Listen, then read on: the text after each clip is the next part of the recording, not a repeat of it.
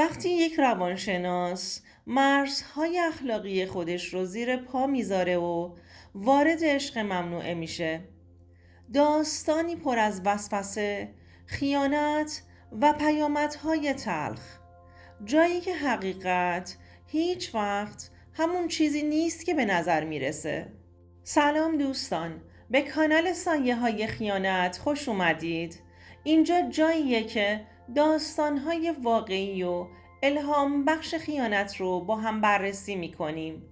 اگر از محتوامون خوشتون اومد حتما دکمه سابسکرایب رو بزنید و از کانالم حمایت کنید و به دوستانتون معرفی کنید. زنگوله رو بزنید تا هیچ کدوم از محتواهای جدید رو از دست ندید. همچنین خیلی دوست دارم بدونم شما از کدوم شهر و کشور هستید. لطفاً تو کامنت ها برام بنویسید. بریم با هم این داستان زیبا رو مرور کنیم و از تجربیاتش پند بگیریم. آرش هستم. در شهری شلوغ و مدرن مطب روانشناسی داشتم و با تجربه کاریم و تخصصم به داشتن توانایی در حل پیچیده ترین مشکلات روانی بیماران مشهور بودم و با روش‌های خاص خودم اونها رو درمون می کردم. با ادب و احترام و با آرامش کامل با بیمارهام روبرو می شدم. به خاطر توانایی هام در تشخیص بیمارام طرفدارای زیادی داشتم. بیشتر وقت خودم رو در مطب می گذروندم و کمتر درگیر زندگی اجتماعی می شدم. اما همون زندگی آروم و یک نواخت آروم آروم خستم کرده بود. مطبم همیشه شلوغ بود و نوبت گرفتن از من کار ساده‌ای نبود. یه روز مردی به نام مهیار که جوان هم بود به همراه همسرش نازنین وارد مطبم شد.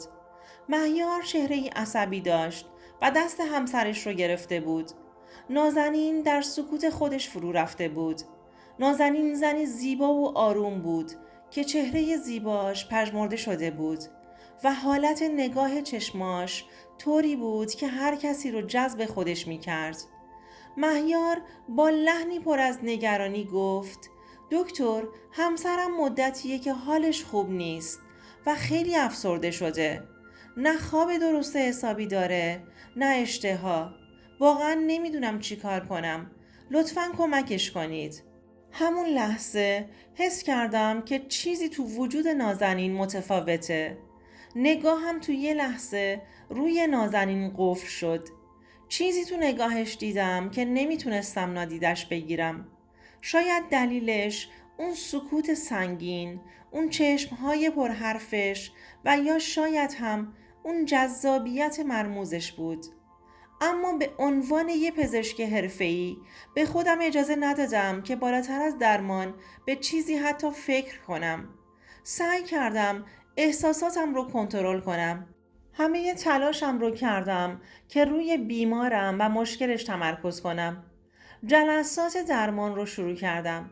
در اولین جلسات نازنین خیلی محتاط و کم حرف بود. بیشتر جوابهاش کوتاه و گاهی هم غیر مرتبط به سوالاتم بود. هر هفته نازنین به مطبم می اومد و با من صحبت می کرد. اما با گذشت زمان آروم آروم شروع کرد با من صحبت کردن و در مورد زندگی خودش با مهیار می گفت. همچنان صبوری می کردم. تونسته بودم دیوارهای محکم نازنین رو بشکنم. کم کم از دغدغه ها و ناراحتی هاش صحبت می کرد. از مهیاری که عاشقش بود اما هیچ وقت نمیتونست احساساتش رو درست بیان کنه. از روزهایی که در تنهایی خودش به فکر فرو می رفت در حالی که مهیار سرگرم کار و موفقیت‌هاش بود. من که همیشه شنونده حرفهای بیماران بودم این بار بیشتر از همیشه درگیر شدم. جلساتمون با هر بار دیدارمون صمیمانه تر می شد. هر بار که نازنین لبخند رو لباش بود قلب منم تندتر می زد. دیگه نمیتونستم احساساتم رو نادیده بگیرم. نازنین فقط یه بیمار برام نبود. بلکه به زنی تبدیل شده بود که تمام ذهنم رو پر کرده بود. نازنین به من اعتماد کرده بود و این اعتماد به رابطه‌ای غیر منتظره بین ما تبدیل شد. میدونستم که کارم اشتباهه، اما دیگه نمیتونستم جلوی خودم رو بگیرم. هر بار که نگاه نازنین رو میدیدم تپش قلبم رو بیشتر احساس میکردم. یه روز وقتی جلسه تموم شد جسارت و جرأت پیدا کردم و بهش گفتم نازنین تو خیلی قوی هستی، ولی فکر میکنم گاهی وقتها باید به خودت هم فرصت بدی که کمی خوشحال باشی. نازنین به هم نگاهی کرد و با لبخندی تلخ گفت خوشحالی؟ نمیدونم آخرین بار کی خوشحال بودم. شاید وقتی که بچه بودم. این جرقه‌ای بود برای شروع رابطه‌ای که هر دو خوب میدونستیم خطرناکه. دیگه نمیتونستم در برابر احساساتم مقاومت کنم. تلاش میکردم تا نازنین رو بیشتر ببینم. حتی خارج از جلسات درمانی. حالا بیشتر از هر زمان دیگه‌ای درگیر احساساتم شده بودم. پیام‌های کوتاه و صمیمانه‌ای که اوایلش جنبه حمایتی داشت. ولی بعدها صمیمانه تر شد. رابطه‌ای برقرار کردم که هرگز از یک روانشناس انتظار نمی رفت. نازنین که از مدتها پیش در زندگیش احساس تنهایی می کرد، کم کم به هم نزدیکتر شد. نازنین حالا برای اولین بار تو زندگیش فکر می کرد که کسی واقعا بهش اهمیت میده. رابطه مخفیانمون تبدیل به چیزی شده بود که هر دوتامون ازش لذت می بردیم. اما می دونستیم که کارمون اشتباهه. مهیار که مردی دقیق و شکاک بود متوجه تغییرات رفتارای نازنین شد. اون دیگه زن افسرده و بی انرژی گذشته نبود. نگاهش برق میزد. حتی بی دلیل لبخند میزد. این تغییرات برای مهیار خوشایند نبود. چند بار تلاش کرد تا دلیل این تغییرات رو بفهمه. ولی چیزی درون مهیار رو نگران میکرد. نازنین با مهارت از سوالاش تفره میرفت. یه روز وقتی نازنین به جلسه درمانی اومد، مهیار تصمیم گرفت که اون رو تعقیب کنه.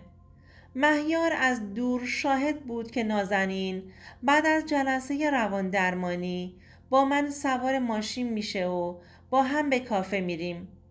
برای مهیار دنیاش متوقف شده بود. اون دیگه شکی نداشت که همسرش داره بهش خیانت میکنه. چند روز بعد مهیار تو خونه با نازنین روبرو میشه. مستقیم به نازنین میگه که همه چیز رو میدونم. میدونم که به من خیانت کردی. من آدمی نیستم که اینجوری تحقیر بشم و دیگه هم نمیتونم به این زندگی ادامه بدم. همین امروز تمومش میکنیم. تو آزادی و دیگه هیچ وقت هم نمیخوام ببینمت. نازنین اولش شوکه شد، اما چیزی نگفت چون خودشم دیگه علاقه به اون زندگی نداشت. نازنین در نهایت از مهیار جدا شد. منم که حالا آبروی حرفه‌ایم در خطر بود احساس کردم در مسیر اشتباه قرار گرفتم. به خاطر همین هم به یک باره تصمیم گرفتم که از اون شهر برم و مطبم رو ببندم. رابطه من و نازنین هم دوام چندانی نداشت. بعد از اینکه از اون شهر بیرون اومدم نازنین هم زندگیش به هم ریخته شد. سرگردون موند و هیچ وقت هم نتونست اعتماد دوباره به زندگیش رو پیدا کنه.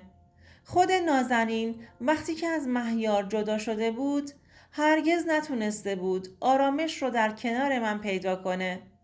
احساس گناه و خیانت تنهایی اون رو بیشتر از قبل کرده بود.